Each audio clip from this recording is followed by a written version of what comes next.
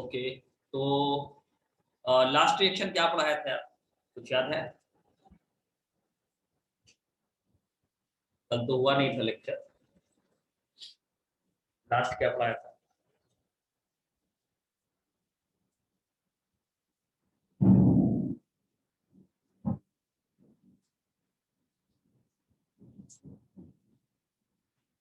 बताओ कुछ। France hydrogenation by heating of quantitative ammonium hydroxide. यानी कि प्रिपरेशन में थे ना हम लोग, है ना? Yes, sir. एक और प्रिपरेशन करेंगे, that is Wittig reaction. Number of preparation क्या है I don't remember, but very important reaction this is, IIT में पूछा गया है. विटिक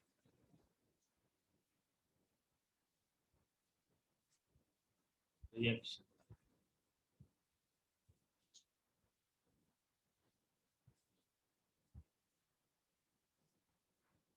एक अलग तरह का रिएक्शन है ये विटिक रिएक्शन. इसमें लिखेंगे हम लोग this reaction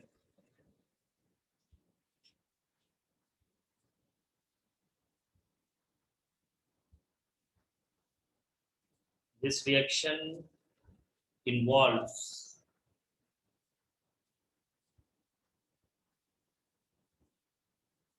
a special class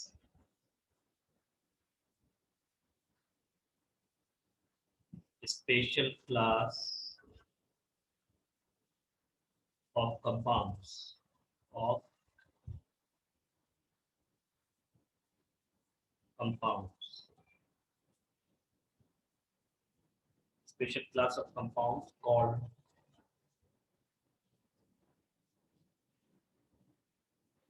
alkylity.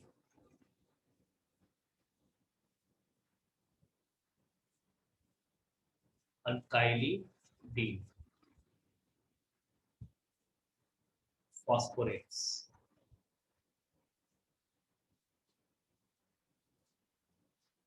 Phosphorates. Alkylity phosphorate yields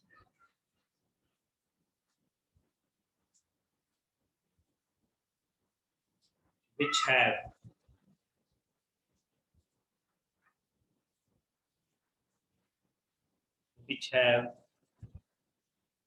a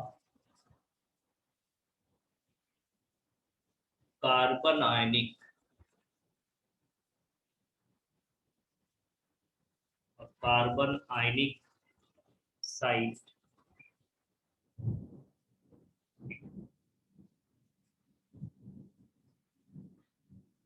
this carbon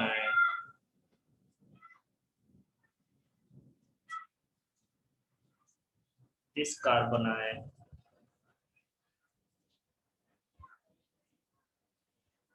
attacks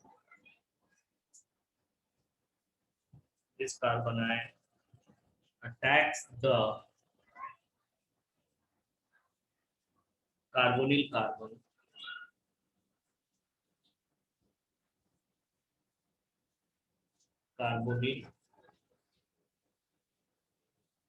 carbon giving an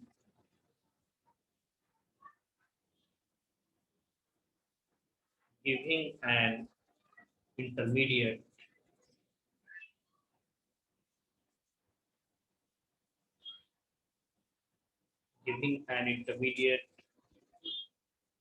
called betaine.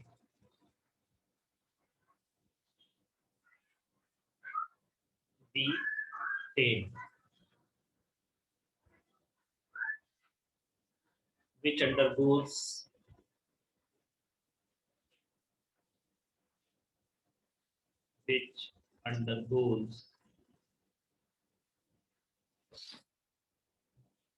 ring closure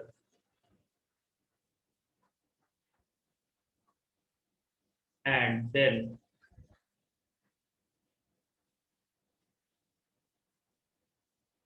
undergoes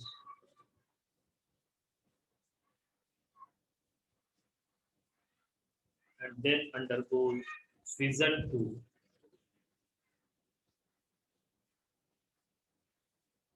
undergoes fission to give alkenes.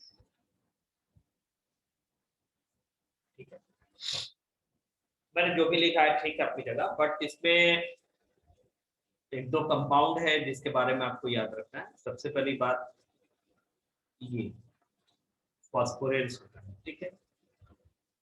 दूसरी चीज है कि ये कार्बन आयन कार्बोनिल कंपाउंड के साथ reaction करता है, carbon ion बनता है, फिर बीच में एक इंटरमीडिएट बनता है जिसको बीटेन बोलते हैं, फाइनली फिर अल्कीन। ठीक है, आप पूरा एक बार पढ़िए तो आपको समझ में ही आएगा कि भाई अल्काइलिडीन फॉस्फोरेट कोई कंपाउंड है, उसका कार्बोनिल से ट्रीटमेंट कराने पर अल्कीन बनता है, जो कि एक पर्टिकुलर इंटरमीडिएट से होकर गुजरता है जिसको हम लोग बोलते हैं बीटेन।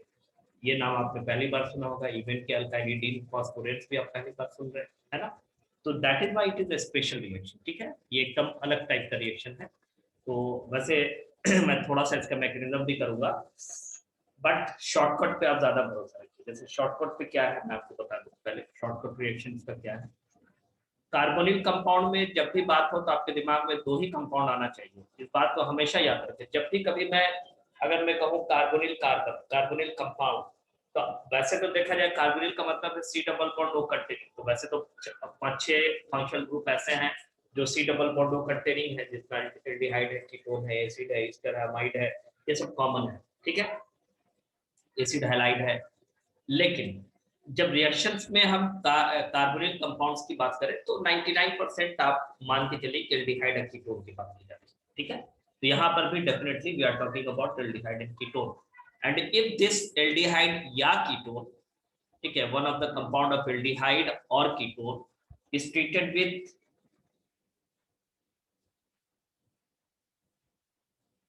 अल्काइलिडीन फॉस्फोरेट, ठीक है, किसके साथ ट्रीट किया जाता है, अल्काइल, यानी कि ये होता है ट्राइफिनाइल फॉस्फोरेट, लाइक पी, और फिर ये ट्रिपल बॉन्ड होता है कार्बन के साथ, और ये ऐसे इस तरह, ठीक है। जब इसको हम लोग इससे ट्रीट करते हैं तो ट्रीट करने पर ये जो part of double bond O and जो टोटल पी है, ये आपस में मिलके अलग हो जाता है, ठीक है। और ये अलग होकर हमें बना के दे देंगे क्या, ये मिल जाएगा। आपकी तरफ भी बारिश हो रही है क्या, आप लोगों की Yes, तरफ? sir. यहाँ पे काफी Yes. बारिश हो रही है, ये ठीक है। और प्लस आप जरा देखो कि ये जो ब्लैक जो ब्राउन कलर का बॉक्स है, ये इसको गायब कर दे तो इधर सी डबल बॉन्ड और इधर सी डबल बॉन्ड बन जाएगा, तो ये दोनों आपस में ज्वाइन कर देंगे तो ये बन जाएगा बेटा अल्कीन, ठीक है, डबल बॉन्डेड है तो अल्कीन। बेस्ट है कि आप सिर्फ ये लाइन याद रखिए, आप बाकी कुछ मत याद रखिए, आपका काम होगा, ठीक है। लेकिन थोड़ा सा मैं इसका मैकेनिज्म करूं, क्योंकि मैं पढ़ा रहा हूं तो इसको थोड़ा सा डिटेल करना बनता है ताकि इसको याद करने में थोड़ा आपको हेल्प मिले। अब बीटेन में आपको दिखा सकूं कि बीटेन कैसा होता है। तो मैकेनिज्म में इसका जो बेसिक मैकेनिज्म है वो मैं करूँ, वैसे तो काफी बड़ा होता है। तो बेसिक मैकेनिज्म में अगर हम लोग इसके जाएंगे तो we will see that aldehyde या कीटोन कोई अगर मैं लेता हूँ, नॉर्मली एल्डिहाइड लिया जाता है बिकॉज ऑफ कि स्टेरिक हिंड्रेंस कम हो, ठीक है। तो जैसे इसको हमने R1 मान लिया, ये H है, यू नो, ठीक है, और इसका ट्रीटमेंट हम लोग इससे करा रहे हैं इसी से, ठीक है। तो ये हो जाएगा बेटा P और P के साथ PH3 का थ्राइस, ठीक है, ऐसे कर लिया हमने, ठीक। And it is double bonded with the carbon, downward carbon, और इसके साथ भी 2 बॉन्ड होगा, डेफिनेटली 4 बॉन्ड बनाता है कार्बन। तो एक है H और दूसरा है तुम्हारा R2, यहाँ हमने मान, ठीक है, इधर कार्बन इधर का R2। अब क्या होता है, जैसा कि मैंने यहाँ लिख रखा है कि कार्बन साइट उस पर अटैक करके कार्बन आयन बनाता है। तो दरअसल कहानी ये है कि ये जो कार्बन और फास्फोरस का जो बॉन्डिंग है, इसमें कार्बन का इलेक्ट्रोनेगेटिविटी फास्फोरस के रिस्पेक्ट में स्लाइटली ज्यादा है, जिसकी वजह से इसके ऊपर, ठीक है ना, इसके ऊपर एक डेल्टा माइनस हमेशा डेवलप रहेगा, और इन दोनों में आप जानते हैं कि यहाँ हमेशा डेल्टा प्लस डेवलप रहेगा, क्या ख्याल, ठीक है। तो होना क्या है भाई, तो होना तो वही है कि ये जब ऐसा देखता है तो ये जाकर इस पर अटैक करता है और इसको ओपन करता है। Very common sense.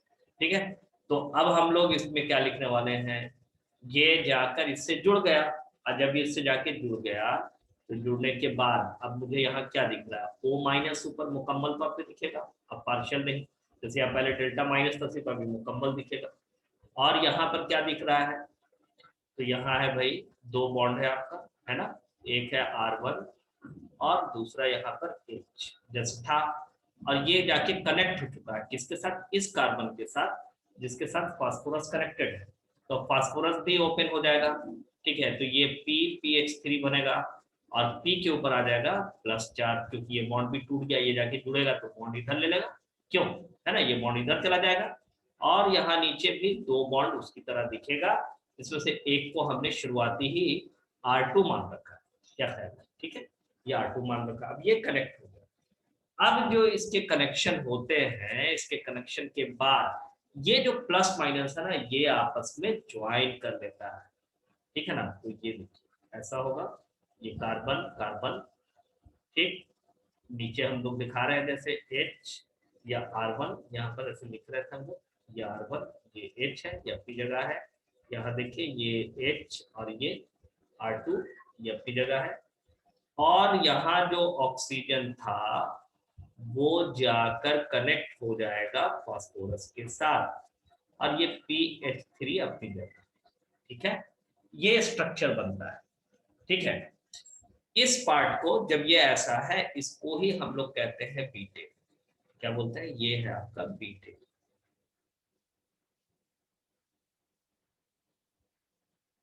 ठीक है, इसको बीटेन बोलते हैं, और ये एक पार्ट बना, फिर इसको जैसे ही ये ऐसा बनता है, ठीक है, ये अनस्टेबल हो जाता है, ये बनता जरूर है लेकिन अनस्टेबल है, जरा सा भी रूम टेम्परेचर से अप जाएंगे तो ये टूट जाएगा, और टूट करके ये बॉन्ड चला जाएगा इधर और ये बॉन्ड चला जाएगा इधर। Please try to understand.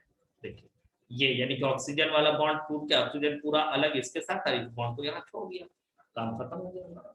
ठीक है, तो जैसे ही ऐसा हुआ, तो ऐसा होने के बाद हमें क्या प्राप्ति हुई, हमें प्राप्ति हुई अल्कीन की। एक तो ये कि देखो PH3 और PH3 और P डबल बॉन्ड O, ये वाला हिस्सा अलग हुआ प्लस, जैसे कि मैंने यहाँ लिखा है, बस हो गया काम खत्म, ये डबल बॉन्ड O और इस तरह से। ठीक है,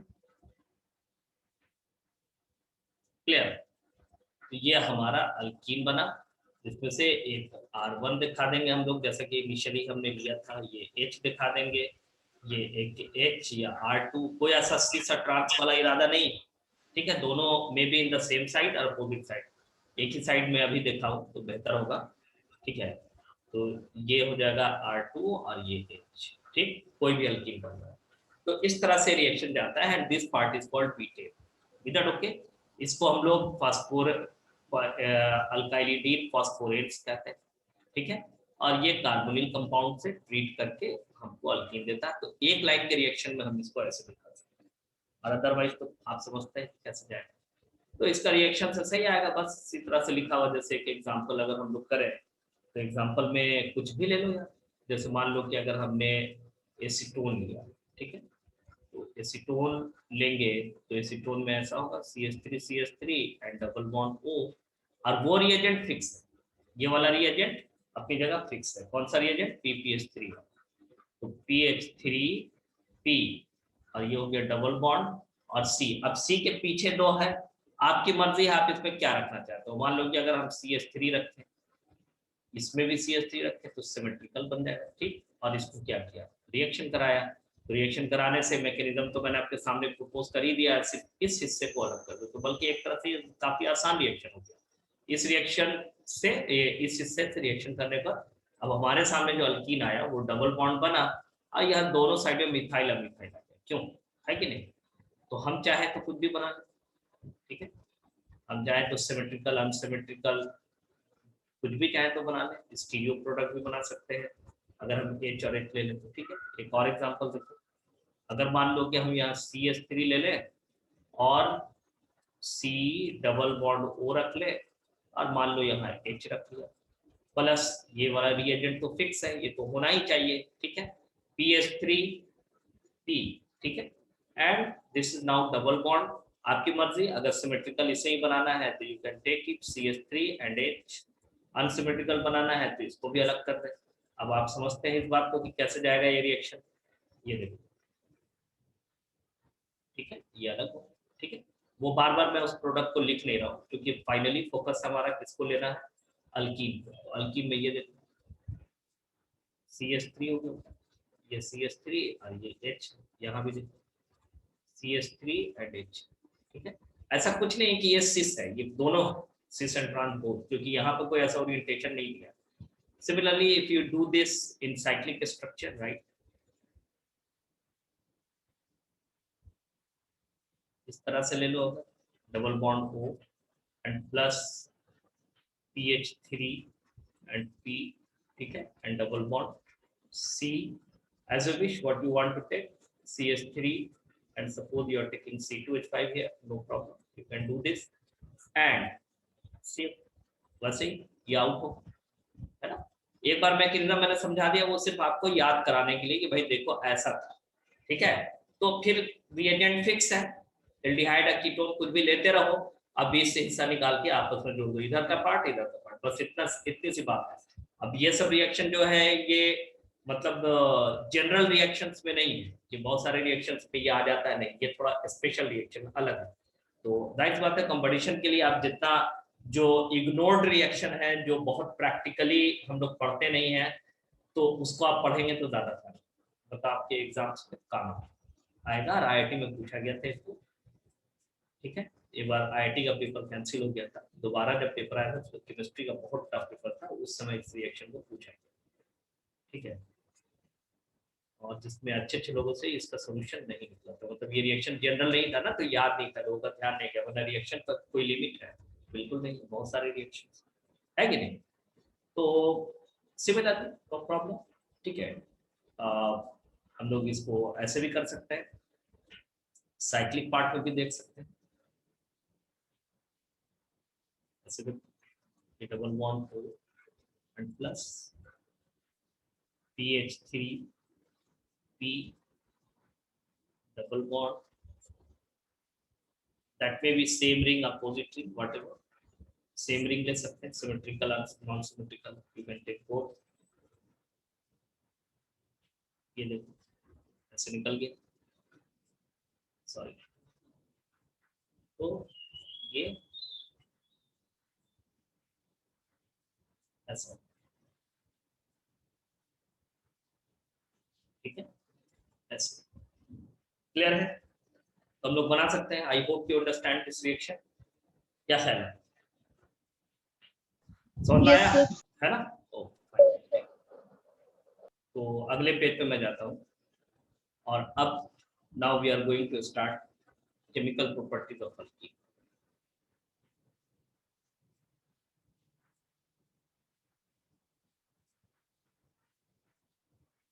केमिकल प्रॉपर्टीज, ठीक है, ऑफ अल्कीन, और अंडरस्टूड है कि अल्कीन पढ़ है तो अल्कीन का, ठीक है। बहुत सारे रिएक्शन है इसमें, सबसे पहला reaction hydrogenation, very simple, hydrogenation तो बहुत ही कॉमन रिएक्शन है इसका, सब कोई जानता है हाइड्रोजिनेशन। क्यों, किसके साथ कराएंगे रिएक्शन बताओ, हाइड्रोजिनेशन का रिएजेंट कौन है, हाइड्रोजिनेशन कौन करता है, तो कोई भी अल्कीन ले लो बेटा, कोई भी अल्कीन ले लो, CH double bond suppose CH2 ले लिया, और इसका हाइड्रोजिनेशन हम लोग निकेल PTPD से डिफरेंस पर कराते हैं, ठीक है। तो इससे कराने पर ये हमें अल्केन होता है, ठीक है, CH2CH3, हाइड्रोजनेशन का मतलब एडिशन ऑफ हाइड्रोजन, ठीक है। तो इस बात का ध्यान रखें। हाँ, एक बात मैं आपसे कहूंगा कि ये सीन एडिशन होता है, यानी कि ये जो H2H2 का जो एडिशन फेस है वो दोनों सेम साइड होता है, सीन एडिशन होता है, ठीक है। इसी को आप चाहे तो लिंडास कैटेलिस्ट, फलाना दबाना, जितना कैटेलिस्ट टाइप का आपको बताया तो उनमें से किसी से भी करा सकते हैं। इट्स सपोज के I am taking like this, that means कि अगर सिस फॉर्मेट में मैंने लिया और सेम रिएजेंट लिया, इवन के लिंडास का टेस्ट लिया, इवन के P2 का टेस्ट लिया, इवन के निकल बोराइड लिया, व्हाट यू वांट टू से, राइट। तो होना तो ये है कि अल्केन बन जाएगा, ठीक है ना। बनना क्या है इसको अल्केन ही बनना, ठीक। तो ये कुछ नहीं, ये CH2 यहाँ हो जाएगा, यहाँ पे CH2 हो जाएगा एंड R, ये सिस फॉर्म। ओरिएंटेशन जरूर कोई पूछ सकता है कि अगर मान लो स्टीरियो प्रोडक्ट है, जैसे मान लो H की जगह कुछ और होता तब स्टीरियो प्रोडक्ट बनता है, लेकिन यहाँ तो अभी स्टीरियो बना नहीं, तो सिन एडिशन जरूर होगा, सिर्फ सिन में लिखूंगा तो ये। तो हाइड्रोजनेशन बस इतनी सी बात है, इससे ज्यादा कुछ, उससे ज्यादा हाइड्रोजनेशन तो हम लोग अल्काइन अल्कीन बनाने में पढ़ लिया, that is very important, right. Now we are going to do the next reaction, and this reaction is a very important reaction, right?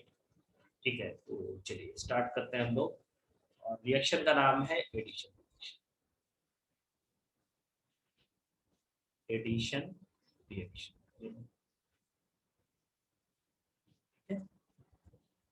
Addition reaction, ये दरअसल मैं आपको एडिशन रिएक्शन टॉपिक ही पढ़ा रहा हूं। आपको याद है मैंने आपके साथ एलिमिनेशन रिएक्शन किया, सब्स्टिट्यूशन रिएक्शन किया और एरोमेटिक इलेक्ट्रोफिलिक सब्स्टिट्यूशन रिएक्शन किया, ये सब कर लिया था विथ मैकेनिज्म, किया या नहीं किया, बोलो। लेकिन एडिशन रिएक्शन के सिलसिले में हमने आपसे कोई बात कभी नहीं की, कोई एडिशन रिएक्शन अगर हो तो कैसे हो, क्या करना है, ये हम लोगों ने डिस्कस कभी किया नहीं। तो आज मैं आपको उस एडिशन रिएक्शन के बारे में बताने वाला हूं, ठीक है। उस एडिशन रिएक्शन के बारे में बताने वाला हूँ। और एडिशन रिएक्शन में भी मैं खास तौर पे एडिशन रिएक्शन देखा जाए तो 3 तरह का होता है। एक इलेक्ट्रोफिलिक एडिशन रिएक्शन जो मैक्सिमम होता है, एक फ्री रेडिकल एडिशन रिएक्शन जो ठीक ठाक है, न्यूक्लियोफिलिक एडिशन रिएक्शन जो बहुत कम है। वजह ये है कि एडिशन जब भी होगा तो डबल और ट्रिपल बॉन्ड पे, डबल और ट्रिपल बॉन्ड पे, double and triple bond itself is the electron density area, ठीक है।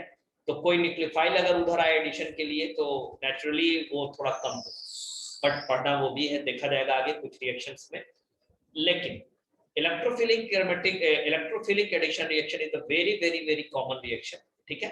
तो डबल और ट्रिपल बॉन्ड पर जो एडिशन की जब भी बात करेंगे तो हम लोग इलेक्ट्रोफिलिक एडिशन की ही बात करते हैं। ठीक उसी तरह से जैसे बेंजीन पर अगर हम लोग सब्स्टिट्यूशन की बात करेंगे तो हम लोग इलेक्ट्रोफिलिक एरोमेटिक सब्स्टिट्यूशन की बात करते हैं, न्यूक्लियोफिलिक की नहीं। क्यों? क्योंकि बेंजीन खुद एक न्यूक्लियोफाइल की तरह बिहेव करता है और उस पर किसी न्यूक्लियोफाइल को अगर हम अटैक कराएंगे तो उसके अटैक कराने से दोनों के बीच में काफी रिपल्सन होता है। It is not a natural reaction, right. उसके लिए फिर हम लोग को हाई टेम्परेचर और प्रेशर यानी कि अपना कंडीशन लगा के उस रिएक्शन को कराना पड़ता है, तो जाहिर सी बात है वो कम होगा। उसी तरह से न्यूक्लियोफिलिक वाला बहुत कम होगा। फ्री रेडिकल वाला समहाउ हो सकता है, बट इलेक्ट्रोफिलिक होता है, but electrophilic aromatic reaction is it's a favourite reaction और वेरी कॉमन रिएक्शन, राइट। तो मैं लिखूंगा यहाँ पर तीनों ही, लेकिन अभी के टॉपिक में जो डिटेल करना है वो पहला और दूसरा करना है। तो मैं, आप समझो कि मैं आपको एडिशन रिएक्शन के बारे में पहले बता रहा हूँ। जब ये मैं पूरा इसका फंडा आपको क्लियर कर दूंगा then we will come to the reaction regarding the properties of alkene, right. तो आप समझो कि आपको जिस तरह से मैंने न्यूक्लियोफिलिक रिएक्शन, न्यूक्लियोफिलिक सब्स्टिट्यूशन पढ़ाया, जिस तरह से मैंने आपको इलेक्ट्रोफिलिक सब्स्टिट्यूशन पढ़ाया एरोमेटिक पे, और जिस तरह से मैंने एलिमिनेशन रिएक्शन आपको पढ़ाया, similarly now we are going to do addition reaction. लेकिन उनकी तरह ये वास्ट नहीं है, ये बहुत स्मॉल कॉन्सेप्ट है एडिशन, लेकिन बहुत अच्छा और बहुत इंपॉर्टेंट है, ठीक है। तो यहाँ हम लोग लिखेंगे types of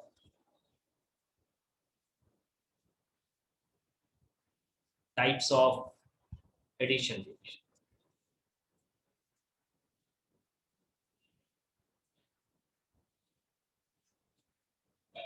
types of addition reaction, ठीक है।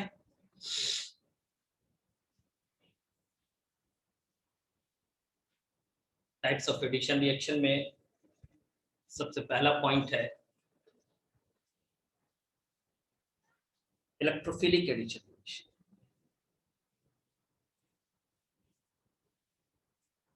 इलेक्ट्रोफिलिक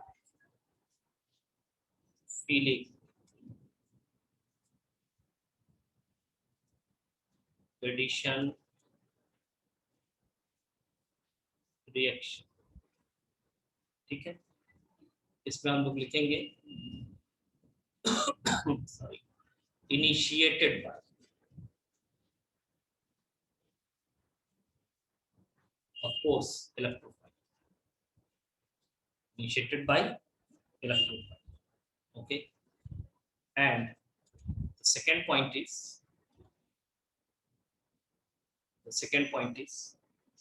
free radical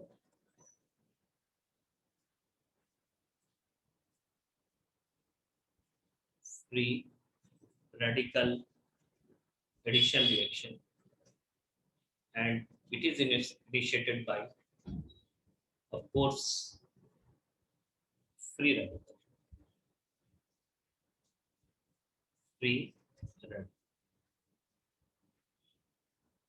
जो फ्री रेडिकल बनेगा उसके जरिए इनिशिएटेड, ठीक है। Similarly, if we go for the third point, of course it is nucleophilic addition reaction. Nucleophilic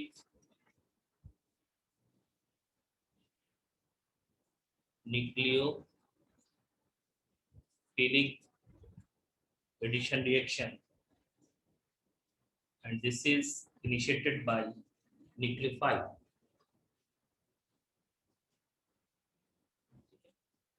Initiated by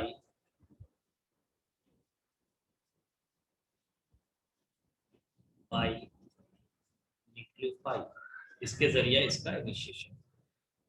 got it? जिसमें मैंने आपको कहा कि मेजरली हमें ये और ये पढ़ना है, ये भी पढ़ेंगे, लेकिन अभी सबसे ज्यादा पहला वाला इसका एडिशन का सबसे ज्यादा रिएक्शन इलेक्ट्रोफाइल से है, फिर फ्री रेडिकल से कुछ रिएक्शंस हैं जो पढ़ना है हम लोग को, वो पढ़ेंगे।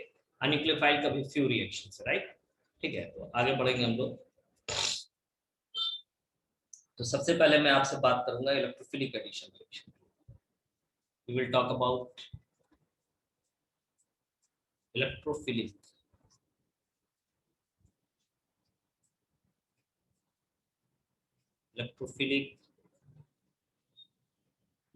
Addition reaction. Okay fine. तो ऑलरेडी आपको मैंने पहले भी बेंजीन वाले केस में आपको इलेक्ट्रोफिलिक एडिशन का मैंने आपको बताया था कि कैसे क्या होता है, तो एक बार हम लोग इसको भी देखेंगे कि क्या करना है इसमें। तो आइए, पहला स्टेप अगर हम लोग देखें तो ये लिखेंगे हम लोग कि C डबल बॉन्ड अगर हम लोग ले लें, ठीक है, ऐसे, और मान लो कि E plus ENU is a reagent. देखो, जैसे मान लो अगर मैंने XY लिया तो XY टूटता तो कोई प्लस बनता कोई माइनस बनता, क्या कहते हैं?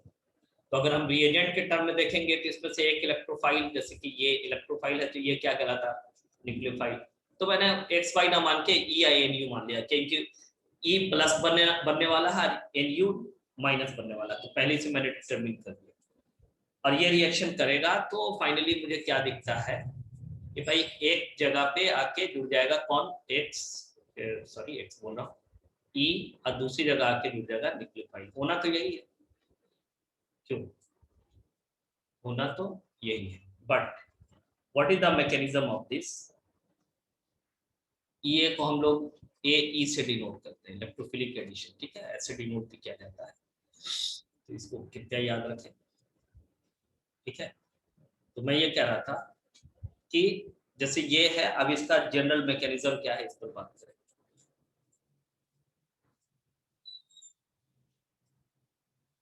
जनरल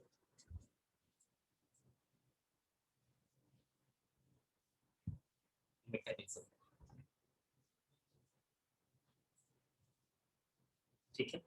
तो जनरल मैकेनिज्म में जब हम लोग जाएंगे वी विल सी दैट कि ये जो अभी मैंने रिएक्शन लिया था